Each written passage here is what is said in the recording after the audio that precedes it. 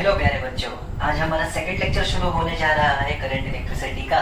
और पिछले लेक्चर को मैं थोड़ा सा आपको जल्दी से रिवाइज कर रहा हूँ। तो मैंने आपको बताया था कि आखिर करंट क्या होता है और आखिर हम लोग कैसे कैलकुलेट करते हैं एवरेज और इंस्टेंटेनियस करंट। आज के लेक्चर को मैंने जैसा कि प्रॉमिस किया था, मुझे थ्योरी ऑफ करंट से शुरू करना था। मैं यहीं से आज के लेक्चर को आपको पढ़ाना शुरू करता हूँ। इसमें मैं 5 से 6 इंपॉर्टेंट पॉइंट्स आपको बताने वाला हूँ। साथ साथ मैं ये भी बताऊंगा कि क्या एजम्पशंस लेंगे हम इस चैप्टर को, इस पूरे चैप्टर को पढ़ने के दौरान क्या क्या एजम्पशंस हम लेके चलने वाले हैं, ताकि हमारा चैप्टर हमारे लिए इजी हो सकता हो। तो चलो ध्यान से समझते हैं थ्योरी ऑफ करंट। सबसे पहला पॉइंट आपको दिख रहा होगा बोर्ड पे कि in an isolated conductor the free electrons move in a zigzag manner.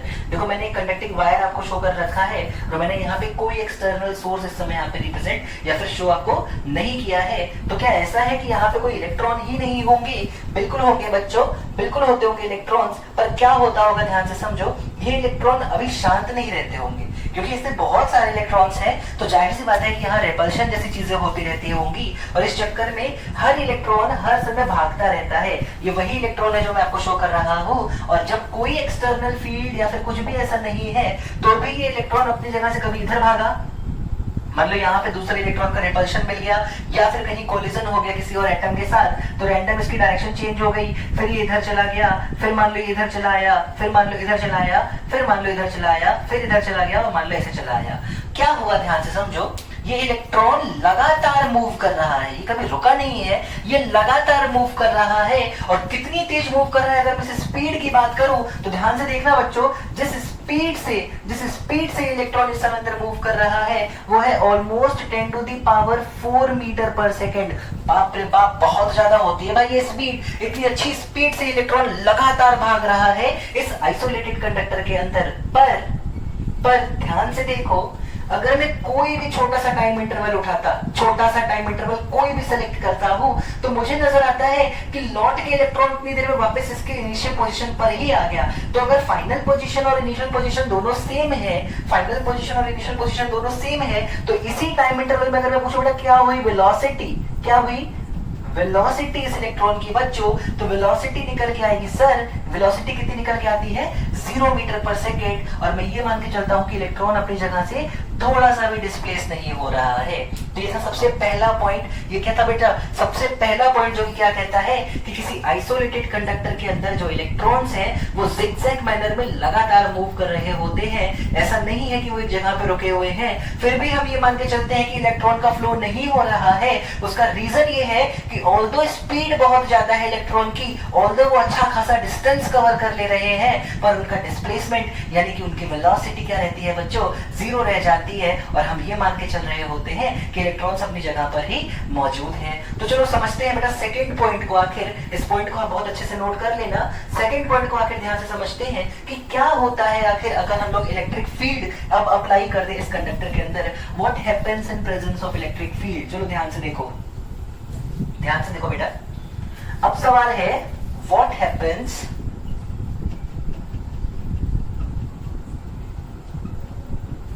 in presence of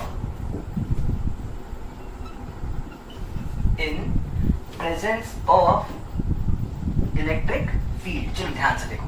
अब मान लो कि मैं यहाँ पे एक सोर्स यूज कर ही लूं। इस सोर्स को हम लोग क्या बोलते हैं बच्चों?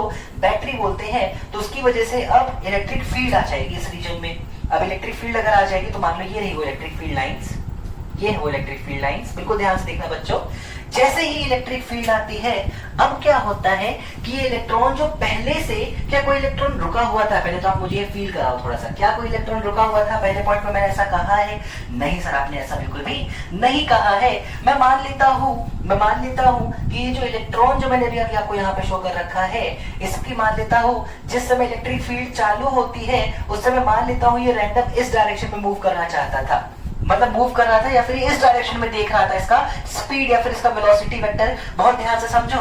तो जैसे ही इलेक्ट्रिक फील्ड आई, इस इलेक्ट्रॉन ने एक फोर्स महसूस किया पीछे की डायरेक्शन में। ये है वो फोर्स और ये है इसकी वेलोसिटी की डायरेक्शन उस इंस्टेंट पे जिस समय इलेक्ट्रिक फील्ड चालू हुई है। बहुत ध्यान से देखो बेटा, इस फोर्स की वजह से क्या हुआ? अब इसकी वेलोसिटी कम होने लगी होगी। साथ साथ ये जो फोर्स है इसकी वजह से फाइनली इलेक्ट्रॉन की एक नेट वेलोसिटी बन जाएगी इस डायरेक्शन में। तो वो कहीं ऐसे मूव कर रहा था, फोर्स की वजह से इसका डायरेक्शन इसने चेंज किया, ऐसे गया, फिर मान लो कहीं और टकराया, मान लो कहीं और टकराया, कहीं और टकराया, वापस आया, ऐसे मान लो, और यहाँ पे इस बार आके रुका, यहाँ पे आके रुका ये इलेक्ट्रॉन। ध्यान से देखो, क्या इस बार जो नेट इलेक्ट्रिक फील्ड थी जिस भी डायरेक्शन में थी, क्या कहीं ना कहीं जो पिछले छोटे से टाइम इंटरवल में नेट डिस्प्लेसमेंट जीरो हुआ करता था, वो कहीं ना कहीं जीरो नहीं बल्कि कंसीडरेबल डिस्टेंस के अब डिस्प्लेसमेंट हो चुका है। हाँ बिल्कुल, मतलब ये इलेक्ट्रॉन इस बार अपनी इनिशियल पोजीशन से थोड़ा सा पीछे नजर आता है उस टाइम इंटरवल में जब मुझे उसको वो अपनी ही जगह पे नजर आ रहा था। मतलब फर्स्ट पॉइंट के अकॉर्डिंग जो इलेक्ट्रॉन अपनी ही इनिशियल पोजीशन पे दिख रहा था बार बार उसी डेल्टा टी टाइम के बाद, अब वो कहीं ना कहीं थोड़ा सा पीछे डिस्प्लेस हो चुका है। क्या वो कांस्टेंट वेलोसिटी से हुआ है?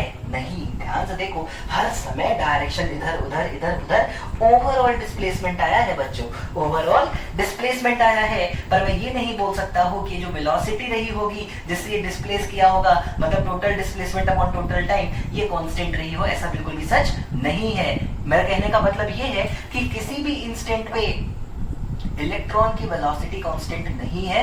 पर सेकंड पॉइंट हमको ये बताना चाहता है कि एक्सटर्नल फील्ड की प्रेजेंस में वो जो नेट डिस्प्लेसमेंट जीरो हुआ करता था अभी तक, अब वो जीरो नहीं रह जाता है बल्कि कुछ पॉजिटिव वैल्यू या फिर कुछ फाइनाइट वैल्यू अब वो गेन कर लेता है। चलो चलते हैं ध्यान से कि थर्ड पॉइंट क्या कहना चाहता है। थर्ड पॉइंट ये हमारा पहला assumption है, बहुत ध्यान से समझना। थर्ड पॉइंट कहता है बच्चों, थर्ड पॉइंट कहता है although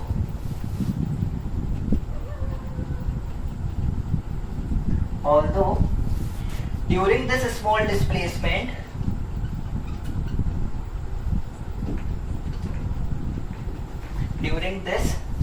displacement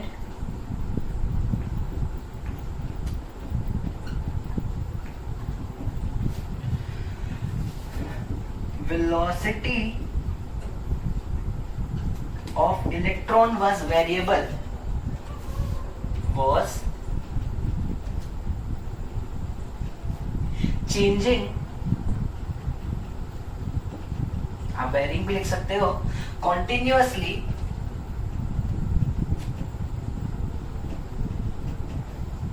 but for our ease we will consider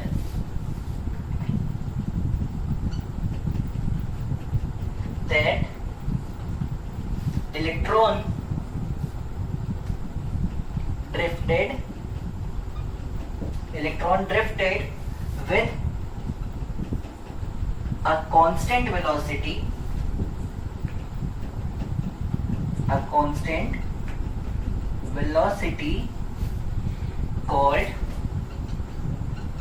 called drift velocity। बहुत बढ़िया सर, समझो ध्यान से थर्ड पॉइंट क्या कहता है।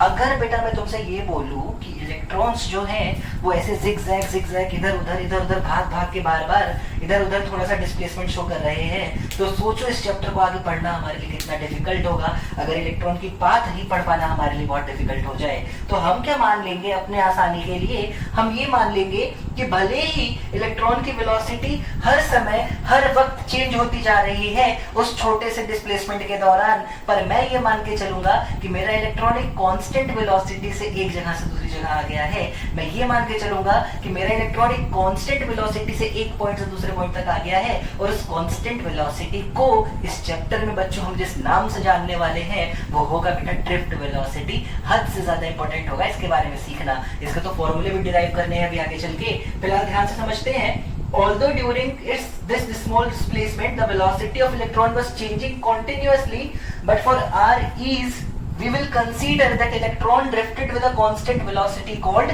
drift velocity। तो कितनी है ये drift velocity, इसका मैं बहुत सिंपल से पहले आपको कॉन्सेप्ट दिखा दूं। मान लो एक इलेक्ट्रॉन यहां से शुरू किया और कुछ देर के बाद यहां तक आता है, ऐसे रैंडम इधर गया, इधर आया, इधर गया, इधर गया, इधर गया, इधर गया, इधर गया, इधर गया और मान लो इधर आ गया, है ना। तो जो इलेक्ट्रॉन का ओवरऑल डिस्प्लेसमेंट है बेटा वो कितना है सर, वो तो इतना है, वो तो इतना है। इसको मैं मान लेता हूँ d, इसको मैं मान लेता हूँ d, मान लेता हूँ इस डिस्प्लेसमेंट में लगने वाला टाइम था t। तो ड्रिफ्ट वेलोसिटी जब मैं तुम्हें कैलकुलेट करूंगा v के नीचे छोटा सा t बनाऊंगा, इसको बोलते हैं ड्रिफ्ट वेलोसिटी, वो होगी total displacement upon total time. बस सिंपल सा कॉन्सेप्ट यूज करूंगा, याद करो हम ऐसे ही एवरेज वेलोसिटी निकाला करते थे। तो एक तरह से drift velocity is the average velocity with which electron drift inside a wire, है ना। तो ये भी बहुत अच्छी डेफिनेशन है ड्रिफ्ट वेलोसिटी की, total displacement upon total time. चलो बच्चों बहुत बढ़िया, शाबाश, अभी तक के सारे ही पॉइंट्स आपने बिल्कुल सही से समझे हैं। चलते हैं हम लोग अपने अगले पॉइंट की तरफ।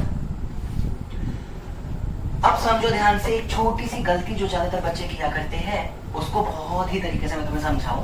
देखो तो चलो बच्चों चलते हैं हम लोग अपने चौथे पॉइंट की तरफ, थ्योरी ऑफ इलेक्ट्रिक करंट्स में। और चौथा पॉइंट है बच्चों, क्या है आखिर इस बैटरी का काम जो हमारे सर्किट में हम यूज कर रहे हैं अभी तक। सबसे पहले मैं आपको बता दूं कि बैटरी को हम लोग के सिंबल से शो करेंगे। ये जो सिंबल है बच्चों ये होता है सेल का सिंबल। किसका होगा बेटा, इलेक्ट्रिक सेल का सिंबल। और ऐसे और भी सेल्स को अगर हम साथ में कंबाइन कर दे तो ये हो जाएगी बेटा हमारी बैटरी।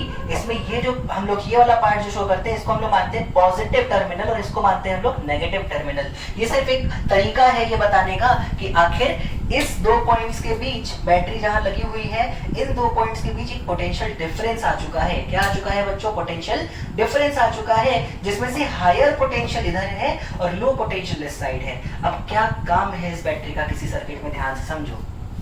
मान लो ये है मेरा वो सर्किट जिसकी मैं स्टडी कर रहा हूं अभी। देखो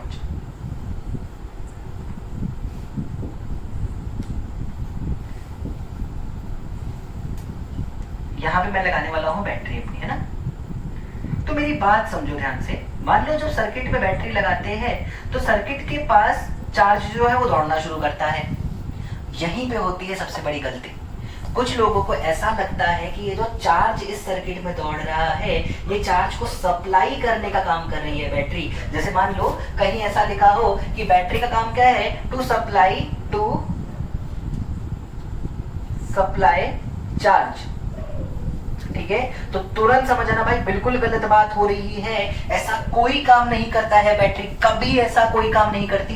बैटरी कभी चार्ज प्रोड्यूस नहीं करती है, बैटरी कभी चार्ज सप्लाई नहीं करती है। तो फिर बैटरी कर क्या रही है मेरे भाई, तो ये चार्ज आ कहां से रहा है मेरे भाई। चार्ज पहले से मौजूद है मेरे कंडक्टर में, मेरे लड़कों, मेरे बच्चों, मेरी बच्चियों, चार्ज पहले से इसके अंदर मौजूद है। चार्ज पहले से कंडक्टर में इस वायर में मौजूद है। इस चार्ज को बार बार एनर्जी दे देना ये काम कर रहा है मेरी बैटरी। ये काम कौन कर रहा है बच्चों, मेरी बैटरी कर रही है। सर कैसे, चार्ज को एनर्जी, कुछ समझ नहीं आया, थोड़ा और डिटेल में बताओ। सुनो ध्यान से। अरे मेरे भाई अगर तुमने ये वायर का यूज किया ही है तो इस वायर से आप कोई ना कोई अप्लायंस को ही तो चलाने का काम करोगे ना मेरे बच्चों।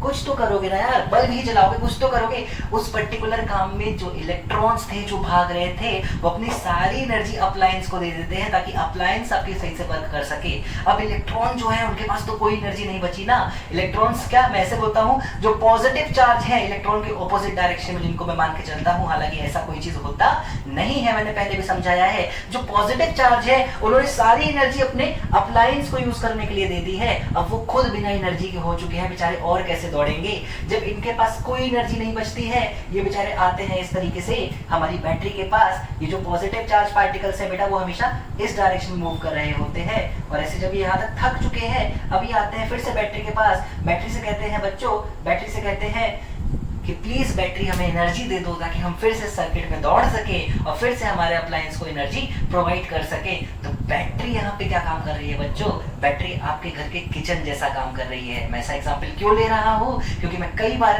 किचन का एग्जांपल लेके आपको बैटरी के बारे में चीजें समझाया करूंगा। जैसे आपके किचन में क्या होता है, आप दिन भर इधर उधर भागते दौड़ते रहते हो और किचन में बना होता है स्वादिष्ट खाना। तो दिन भर के थकने के बाद आपको किचन की याद आती है कि कुछ खाना मिल जाए तो फिर से एक बार एनर्जी आ जाए और हम अपने काम में दोबारा लग सके। ठीक उस तरीके से जैसे ही ये थके हुए चार्ज पार्टिकल्स आते हैं बैटरी के पास, कहते हैं कि बैटरी भाई प्लीज मुझे कुछ एनर्जी चाहिए, मुझे ग्लूकोन ग्लूकोन डी बना के दे दो एक गिलास, तो बैटरी कहती है ले एनर्जी और फिर से भाग। और battery is the source which provides energy to charge particles which can move in a given particular circuit. तो बैटरी का काम क्या है, बहुत क्लियरली समझ लो मेरे बच्चों, बैटरी का काम है सर्किट में जो चार्ज है, जो फ्री है मूव करने के लिए, उनको हर बार एनर्जी देना ताकि वो निरंतर उस सर्किट में क्या करते रहे मेरे बच्चों, मूव करते रहे। शाबाश मेरे बच्चों, बहुत सही से तुमने ये पॉइंट समझ लिया है। तो what is the role of a battery in a circuit? To provide charge या फिर टू सप्लाई चार्ज? नहीं, टू सप्लाई एनर्जी और to provide energy to free charge already present in the circuit. हाँ, तो पॉइंट क्लियर होना चाहिए, battery का काम है चार्ज को एनर्जी देना, ना कि चार्ज खुद बना देना। क्या बात समझ में आ रही है? बहुत बढ़िया बड़े बच्चों। और लास्ट पॉइंट जो है वो समझो ध्यान से, लास्ट पॉइंट जो है, फिफ्थ पॉइंट इस थ्योरी में जो मुझे आपको सिखाना है वो है, किसको मान लोगे तुम डायरेक्शन ऑफ करंट? देखो, जिस डायरेक्शन में इलेक्ट्रॉन्स ड्रिफ्ट करेंगे उससे ऑपोजिट होगी तुम्हारी डायरेक्शन ऑफ करंट। तो direction of current will be opposite to that of flow of electrons, opposite to that of flow of electrons। तो ये कुछ छोटी छोटी सी बातें थी जो कि एक थ्योरी फॉर्म करती है पूरी की पूरी, जिसको हम लोग बोलने वाले हैं बच्चों थ्योरी ऑफ इलेक्ट्रिक करंट। इसको क्या बोलेंगे बच्चों हम लोग?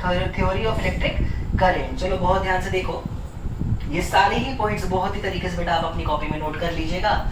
इसके बाद का जो पर्टिकुलर सेक्शन आने वाला है उसमें कुछ छोटे छोटे मैं टर्मिनोलॉजीज आपको समझाऊंगा, और जो टर्मिनोलॉजीज है जिनके बिना हमारा चैप्टर अधूरा होगा, और एक दो डेरिवेशंस भी मैं आपको आज दिखाने वाला हूं, जैसे कि ड्रिफ्ट वेलोसिटी का डेरिवेशन आपको सिखाने वाला हूं। तो बहुत ही तरीके से इन पांचों पॉइंट्स को आप अच्छे से नोट करें ताकि हम लोग अपने चैप्टर में थोड़ा और आगे जा सकें। ठीक है, तो अच्छे से इन सारे पॉइंट्स को आप एक बार नोट कर लो। तो चलते हैं बच्चों कुछ और इंपॉर्टेंट टर्मिनोलॉजीज जो हमें इस चैप्टर में सीखनी है उनकी तरफ। बिल्कुल ध्यान से देखो, मैं 3 और टर्म्स आपको सिखाना चाहता हूँ, जिसमें से पहला जो टर्म है वो है मीन फ्री पाथ। क्या बोलते हैं बेटा हम लोग इस टर्म को? Mean free path. मैं इसको थोड़ा सा समझाता हूँ आपको। जैसे मान लो आपके पास एक वायर है, किसी भी अच्छे मटेरियल का वायर ले लो, मान लो कॉपर का वायर है, ठीक है, और मान लीजिए 65 ग्राम भी अगर कॉपर है, तो सोचो कि कितने एटम्स होते होंगे इस पर्टिकुलर वायर में, कितने एटम्स होते होंगे, और हर एटम अगर एक फ्री इलेक्ट्रॉन भी देता हो तो कितने सारे फ्री इलेक्ट्रॉन से समय इस कॉपर के छोटे से मास के वायर में। आखिर इतने सारे इलेक्ट्रॉन्स जब अचानक से इलेक्ट्रिक फील्ड को देख के भागना शुरू करते हैं, वो भी रैंडम डायरेक्शन में, हमने पहले भी इस बात की चर्चा की है कि इलेक्ट्रॉन जिगजैग मोशन में कर रहे होते हैं, मतलब रैंडम डायरेक्शन में जब ये इलेक्ट्रॉन्स भाग रहे होंगे तो जाहिर सी बात है इलेक्ट्रॉन्स का दूसरे इलेक्ट्रॉन से या दूसरे एटम से कोलिजन होना तो बनता ही है, कोलिजन होना तो बनता ही है। ये अब देखो ध्यान से, क्या होती है आखिर मीन फ्री पाथ? तो ध्यान से समझो, इलेक्ट्रॉन्स जब रैंडमली इलेक्ट्रिक फील्ड की प्रेजेंस में भागना शुरू करते हैं तो कोलिजन होता है उनके बीच।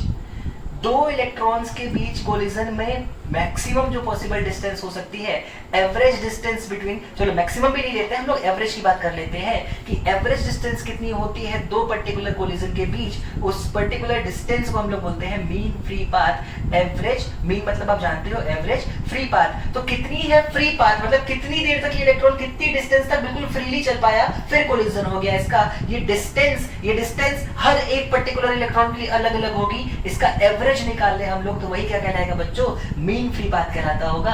तो average distance after which electron again undergoes a collision. क्या बात समझ में आ रही है? वो एवरेज डिस्टेंस जिसके बाद फिर से एक इलेक्ट्रॉन कोलिजन कर जाएगा किसी ना किसी और इलेक्ट्रॉन के साथ या किसी ना किसी और एटम के साथ, ये एवरेज डिस्टेंस ही क्या कहलाने वाली है बच्चों? मीन फ्री पाथ कहलाने वाली है। तो इसको हम लोग कैसे डिफाइन करते हैं बेटा? The average distance covered by electron, the average distance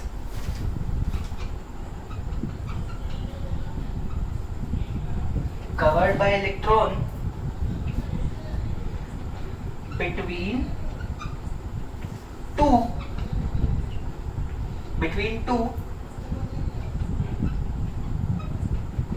successive collision. ये एवरेज डिस्टेंस ही बच्चों क्या कहलाने वाली है हमारे लिए, मीन फ्री पाथ कहलाने वाली है। कुछ बुक्स में इसको म्यू से शो करते हैं, कुछ में लैम्डा से शो करते हैं। सिंबल मैटर नहीं करता है, कॉन्सेप्ट मैटर करता है कि आखिर मीन फ्री पाथ क्या होता है। तो मैंने बता दिया कि रैंडम मोशन करते समय एक इलेक्ट्रॉन दूसरे इलेक्ट्रॉन से कोलाइड कर सकता है, दूसरे एटम से कोलाइड कर सकता है। इस कोलिजन के दौरान वो कितनी डिस्टेंस कवर कर पाता है, इसका एवरेज निकाला जाए अगर, तो एवरेज फ्री पाथ ही क्या कहलाने वाला है बच्चों, मीन फ्री पाथ कहलाने वाला है। तो ये था एक बहुत ही important term mean free path, जिसको हमने समझ लिया। चलते हैं हम लोग रिलैक्सेशन टाइम की तरफ। ओहो, रिलैक्सेशन, रिलैक्स करने का मन तो आपका भी करता होगा लेक्चर हमारा बंद करके, लेकिन ऐसा करना नहीं है बच्चों। एनर्जी मेंटेन रखनी है, एक एक टर्म को बहुत ध्यान से सीखना है, नोट करना है इस तरीके से कि जब लेक्चर बंद हो तो ये अंदर से आवाज आए कि हाँ मैंने कुछ ना कुछ सीखा है। क्या है ये रिलैक्सेशन टाइम? बहुत सिंपल सी भाषा में बोलता हूं, इलेक्ट्रॉन के कोलिजन्स के बीच मौजूद वो टाइम इंटरवल, जितनी देर के लिए इलेक्ट्रॉन चलो मैं किसी से भिड़ तो नहीं रहा हूँ, ऐसी फीलिंग रख रहा है अपने अंदर और तब तक जाके भिड़ जा रहा है, तो कुछ देर के लिए वो रिलैक्स फील कर रहा है ना कि हाँ मेरा कोई कोलिजन अभी नहीं हो रहा। ये दो कोलिजन के बीच जो टाइम मौजूद है, इस टाइम को ही हम डिफाइन करते हैं बच्चों रिलैक्सेशन टाइम। तो क्या हो गया, एवरेज टाइम, ये जैसे ये एवरेज डिस्टेंस था वैसे ये average time between two successive collisions क्या कहलाने लगेगा बच्चों, हमारा रिलैक्सेशन टाइम कहलाएगा। इसको हम लोग टाउ टाउ से शो किया करेंगे और आगे इसका बहुत सारा काम होने वाला है, जो भी डेरिवेशन हम लोग करने वाले हैं उसमें। तो इसकी डेफिनेशन मैं यहाँ पे बोर्ड पे नहीं लिख रहा हूँ, पर मैं ये सोच के चलता हूँ कि आप लोग बहुत ही तरीके से इसकी डेफिनेशन को नोट कर लेंगे, इसके सिंबल को भी नोट कर लेंगे। तो average time between two successive collision ही क्या होने वाला है मेरे बच्चों, रिलैक्सेशन टाइम होने वाला है। चलो बहुत बढ़िया सर, हमने समझ लिया बहुत ही तरीके से रिलैक्सेशन टाइम के बारे में। तो लास्ट क्या है बच्चों, ड्रिफ्ट वेलोसिटी। ड्रिफ्ट वेलोसिटी अभी अभी आपने सर बताया था, फिर भी एक बार मैं आपको एक डेफिनेशन बता देता हूं, जो अगर आपके स्कूल में पूछा जाए तो एटलीस्ट आप लिखने लायक तो रहो। क्या है सर इसकी डेफिनेशन, तो ध्यान से समझो। ड्रिफ्ट वेलोसिटी होती है वो एवरेज वेलोसिटी जिससे कि इलेक्ट्रॉन वायर में ड्रिफ्ट कर रहा होता है। द एवरेज वेलोसिटी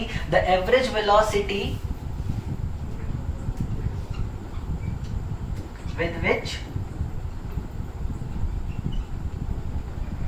electron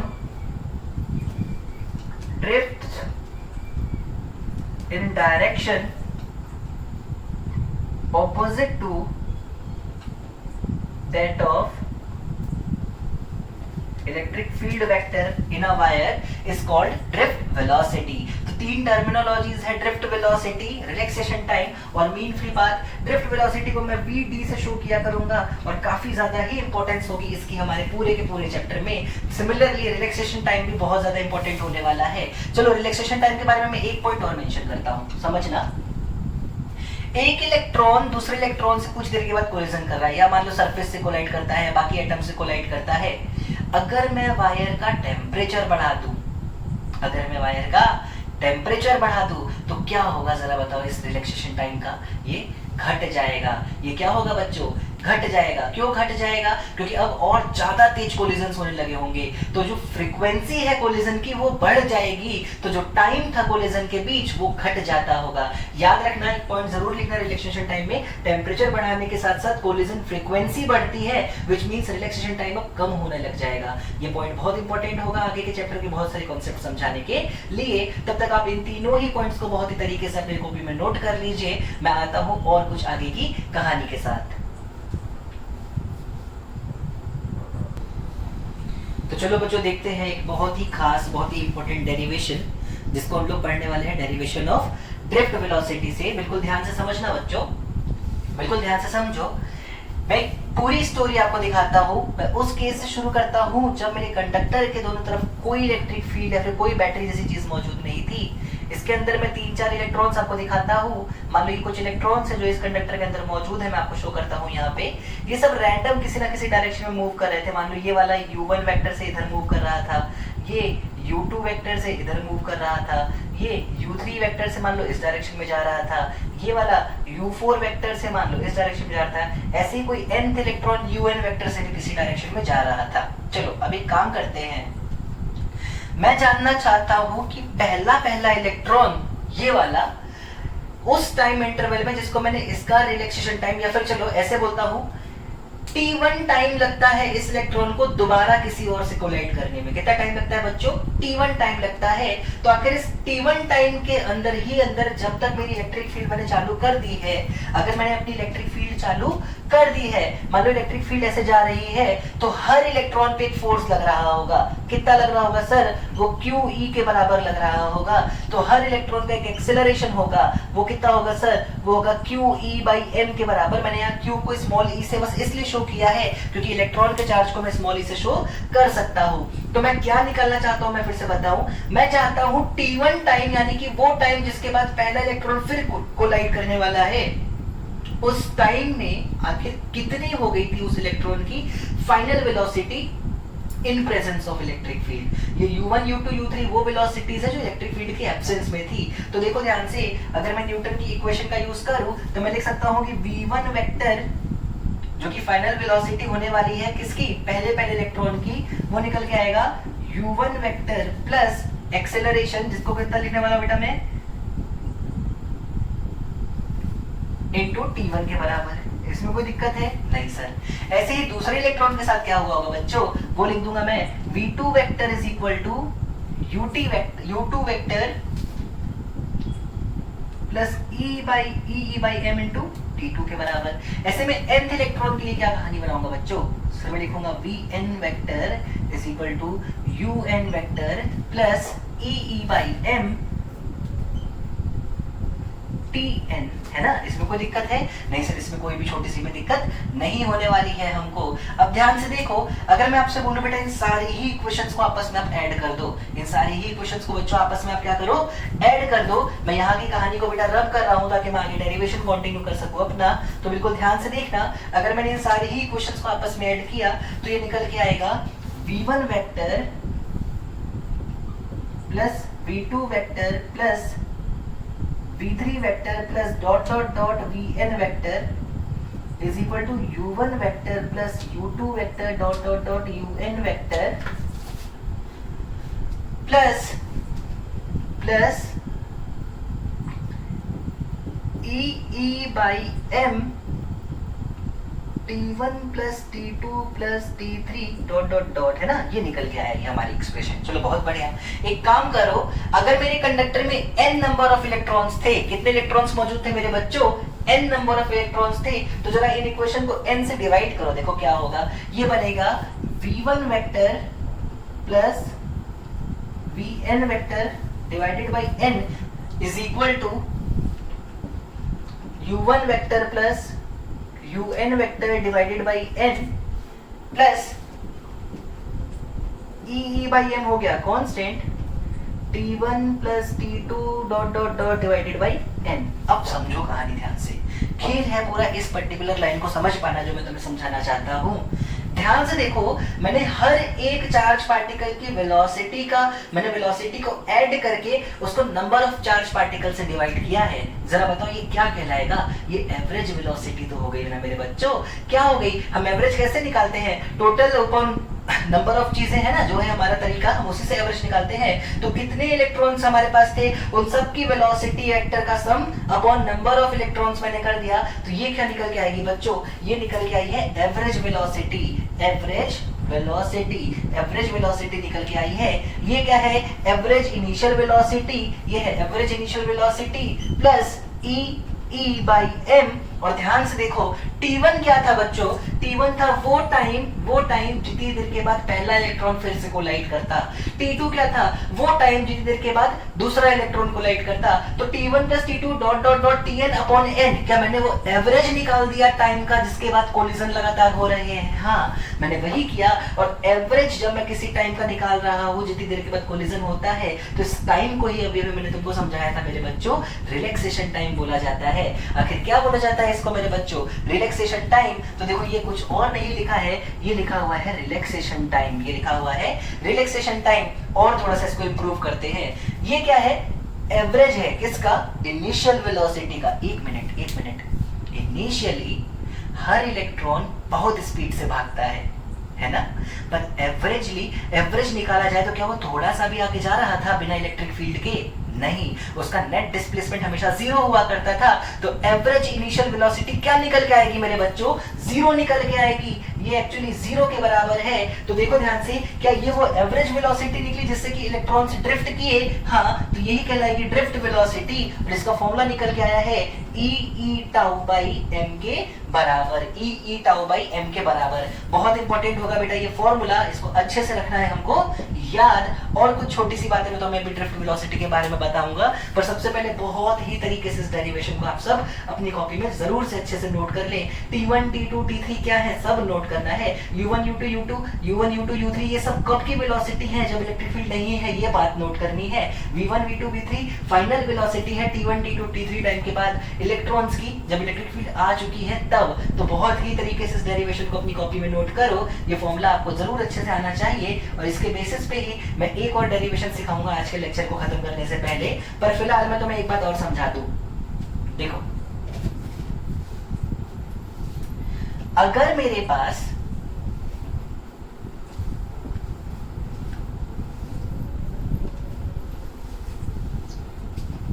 एक वायर हो, नॉन यूनिफॉर्म क्रॉस सेक्शन हो जिसकी, सपोज ऐसा एक वायर है, सपोज, ठीक है, मैंने एक बैटरी लगा रखी है,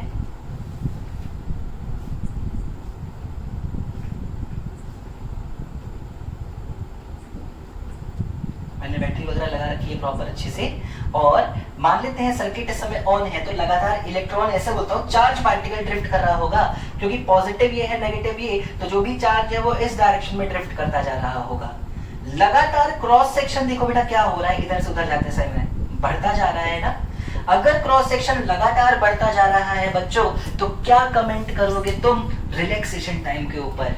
क्या ज्यादा हो गया होगा रिलैक्सेशन टाइम कि कम हो गया होगा? क्या लगता है तुमको? चलो रिलैक्सेशन टाइम के ऊपर बात नहीं करते हैं, क्या कमेंट करोगे तुम ड्रिफ्ट वेलोसिटी के ऊपर कि पार्टिकल की ड्रिफ्ट वेलोसिटी क्या होती चली जा रही होगी? जरा ध्यान से समझो, बहुत ध्यान से समझो।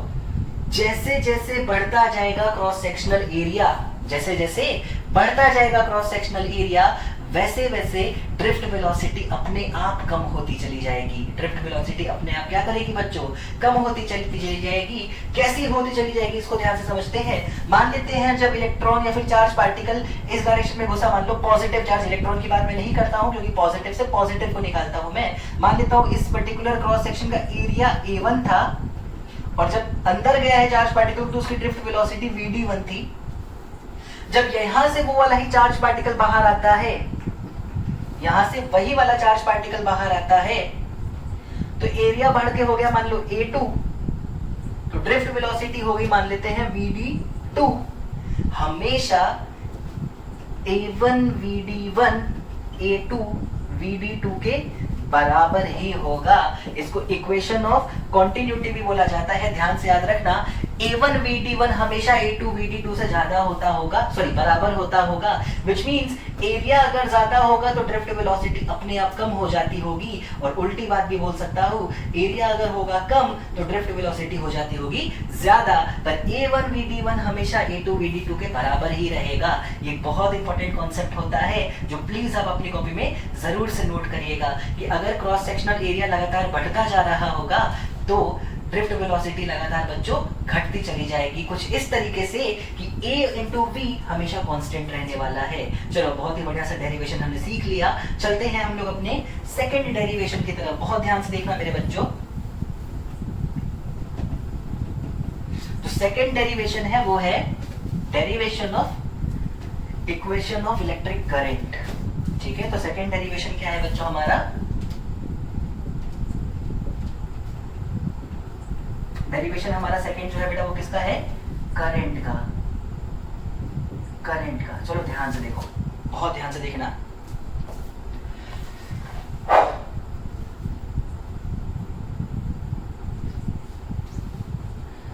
ऐसे समझो कि मेरे पास एक वायर है,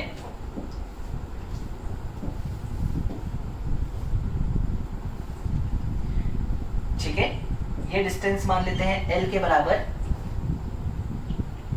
क्रॉस सेक्शनल एरिया मान लेते हैं A के बराबर।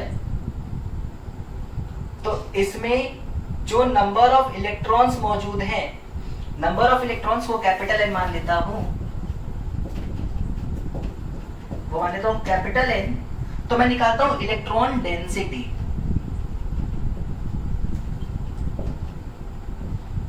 इलेक्ट्रॉन डेंसिटी का क्या मतलब हुआ बच्चों? इलेक्ट्रॉन डेंसिटी का मतलब होता है number of electrons per unit volume. मैं क्या निकालने जा रहा हूं मेरे बच्चों? Number of electrons per unit volume. आखिर बताओ कितना है हमारे इस वायर का volume? Sir area into length, यानी कि AL के बराबर है क्या? हाँ बिल्कुल AL के बराबर है। तो इलेक्ट्रॉन डेंसिटी को जिसको मैं स्मॉल n से शो करूंगा, आखिर वो क्या होने वाली है? वो होने वाली है number of electrons per unit volume के बराबर। चलो बहुत बढ़िया, शाबाश। अब हम लोग आगे बढ़ते हैं, बिल्कुल ध्यान से देखना, बिल्कुल ध्यान से देखो।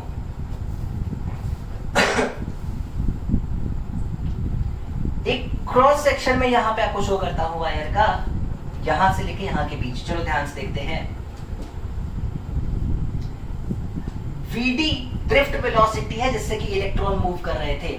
जो इलेक्ट्रॉन्स एग्जैक्टली इस समय यहां मौजूद हैं, देखो एग्जैक्टली इस जगह पे, मतलब इस वाले क्रॉस सेक्शन के ठीक बगल में t बराबर 0 पे, वो कुछ ही टाइम के बाद dt टाइम के बाद कितना आगे चले गए होंगे? VD dt के बराबर। कहता बात समझ सकते हो? हाँ, मतलब जो इलेक्ट्रॉन्स अभी यहाँ थे, इन सब जगह पे थे, अगर इलेक्ट्रिक फील्ड की वजह से ये मूव कर रहे हैं मान लो इस डायरेक्शन में, तो dt टाइम में कितना आगे चले गए होंगे? VD dt के बराबर। तो ये जो पर्टिकुलर जगह है VD dt लेंथ में, आखिर यहाँ कितने इलेक्ट्रॉन्स मौजूद हैं, इसके बारे में सोचते हैं। मुझे निकालना है इस पर्टिकुलर वॉल्यूम में आखिर कितने इलेक्ट्रॉन्स मौजूद हैं। मैं फिर से तुम्हें बता दूं, अभी तक मैंने डेरिवेशन में क्या क्या चीजों का यूज किया है। मैंने कहा कैपिटल N मान लेता हूं मैं नंबर ऑफ इलेक्ट्रॉन्स पूरे वायर में जो मौजूद हैं, तो इलेक्ट्रॉन डेंसिटी मैंने निकाली है स्मॉल n से। मैंने क्या निकाली है? Electron density small n। अब ध्यान से समझो, मैंने कहा कि t इक्वल टू 0 पे ये क्रॉस सेक्शन देखो, और इस क्रॉस सेक्शन के जस्ट बगल में मौजूद मैंने इलेक्ट्रॉन्स तुमको शो किए हैं यहाँ पे। अगर इलेक्ट्रिक फील्ड चालू की जाती है t बराबर 0 पे, तो dt टाइम में जो इलेक्ट्रॉन यहाँ मौजूद था वो कितना आगे आ गया होगा? सर VD dt तो है ना, तो displacement of electron in dt time कितना हुआ?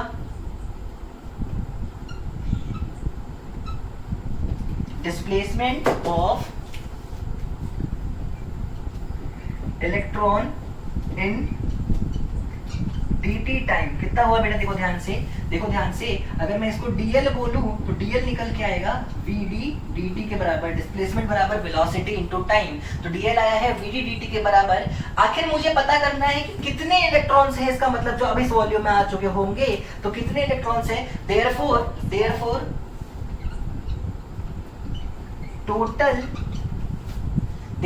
Total electrons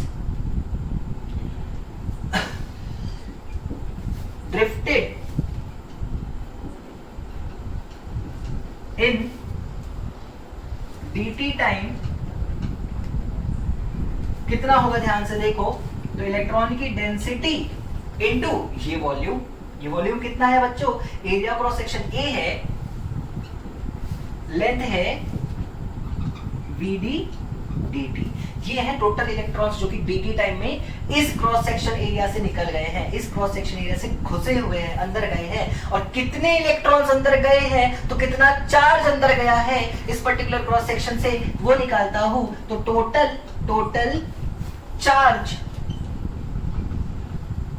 that passed given cross sectional area,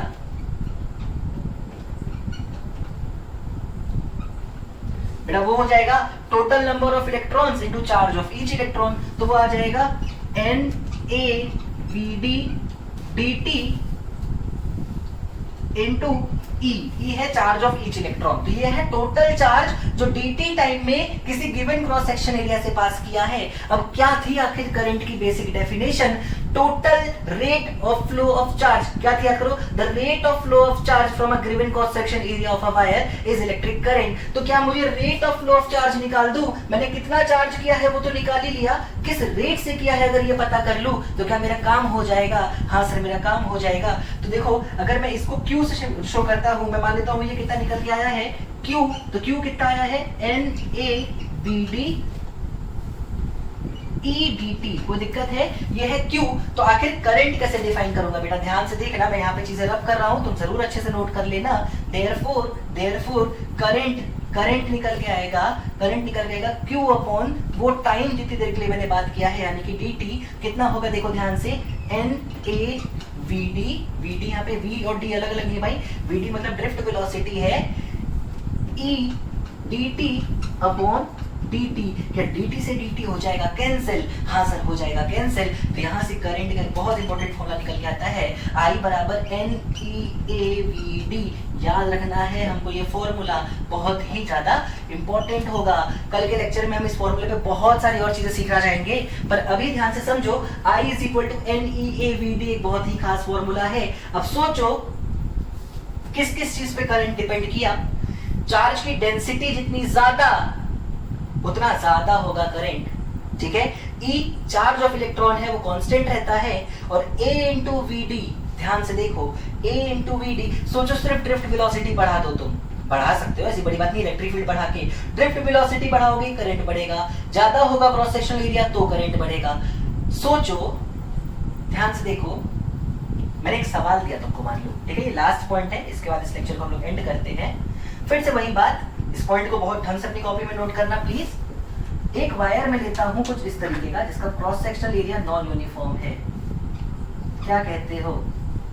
इस क्रॉस सेक्शन एरिया से जो करंट अंदर गया है वो है मान लो I1, इससे जो गया वो है I2, इधर से जो गया वो है I3। क्या कमेंट करोगे I1, I2, I3 पे? ये तीनों बराबर होने वाले हैं कि अलग अलग? चलो बैटरी लगी हुई है, कोई भी कंफ्यूजन नहीं रखना है, बैटरी सब लगी हुई है प्रॉपर। क्या कमेंट करोगे I1, I2, I3 पे? सर बैटरी अगर एक ही है तो इलेक्ट्रिक फील्ड तीनों ही जगह पे सेम होने वाली है, इलेक्ट्रिक फील्ड से हालांकि करंट का कोई लेना देना है नहीं। चलो एक तो सोचना गलत हुआ। n इलेक्ट्रॉन की डेंसिटी है, वो तो वायर के लिए है, तो वायर तो एक ही है तीनों, भले क्रॉस सेक्शन एरिया अलग अलग हो, वायर का मटेरियल तो एक ही है।